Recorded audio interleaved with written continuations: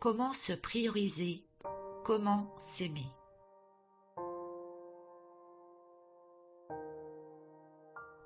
Tout d'abord, il faut le plus possible ne pas faire de transfert par rapport aux personnes qui vous entourent.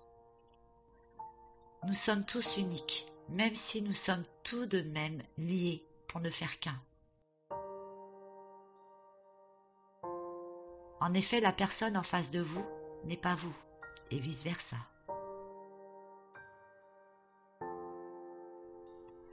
A contrario, elle peut refléter quelque chose que vous n'arrivez pas à faire, à accepter ou à délester. Cette personne, par son reflet, doit justement vous aider à dépasser vos limites, vos croyances limitantes, ou dans son contraire, vous conforter dans vos convictions.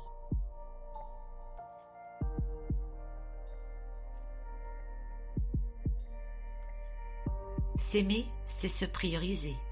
S'aimer pour ce que vous êtes, ce que vous faites, surtout être dans l'acceptation et l'adéquation de votre choix d'incarnation. Alors oui, il y a toujours mieux ou moins bien que vous. Mais vous devez le plus possible être aligné avec vos valeurs, vos convictions, vos choix de vie, etc. Se prioriser, c'est être d'abord votre priorité. C'est-à-dire que quoi que vous disiez, quoi que vous faites, même si cela ne plaît pas à votre entourage, restez aligné avec votre être dans l'authenticité la plus totale. C'est important d'être en accord avec soi. Par contre, comme je vous le disais, certaines personnes peuvent vous influencer dans le bon sens. Et il faut toujours que ce soit le cas afin de vous faire sortir de votre coquille, de votre zone de confort, afin d'expérimenter d'autres situations de vie. Nous sommes tous à la recherche de notre point d'équilibrage, afin de vivre le plus sereinement possible. Et celui-ci se trouve plus facilement avec une base d'amour de soi, de s'aimer totalement dans tous les sens du terme. Une fois cette base acquise, cet égrégore d'amour que vous allez émaner vous amènera à l'amour des autres dans la sincérité. Quand ce n'est pas le cas, car cela arrive bien sûr, c'est qu'il y a quelque chose à comprendre dans la situation pour vous recentrer. Une fois cette situation comprise, elle vous mènera vers une autre ligne temporelle pour vous apporter l'équilibre nécessaire que vous avez besoin tout en vous priorisant. Cela peut être difficile pour beaucoup de monde de se prioriser, car nous avons dans l'âme cette envie d'aider tout le temps l'autre, au point parfois de s'oublier carrément.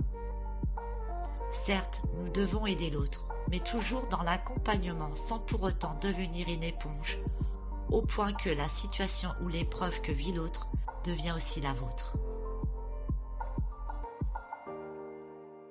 Prendre du recul ne veut pas dire que vous n'êtes pas empathe ou malveillant, mais simplement vous protéger afin de mieux aider tout en gardant le cap sur votre personne qu'il ne faut pas oublier. S'aimer, c'est aussi effectuer des activités qui vous font du bien, telles qu'elles soient. Le principal, c'est qu'elle vous rend heureux, tout en rechargeant vos batteries. Ou bien être accompagné de personnes qui vous aiment de la même manière que vous les aimez. De vous entourer aussi d'animaux, de leur amour pur. Il y a plein d'outils pour s'aimer, et ce sont les vôtres. Ils peuvent être similaires ou diffèrent des autres personnes, mais restent à la base les vôtres. S'aimer, c'est aussi savoir ou oser dire non, quand la proposition à laquelle on vous conforte ne s'accorde pas à vos vibrations.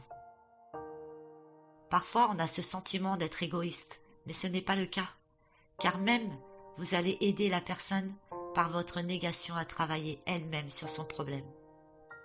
Pour finir, s'aimer, se prioriser, c'est être en parfaite harmonie avec votre être, votre âme, votre apparence, vos défauts, vos qualités, vos valeurs.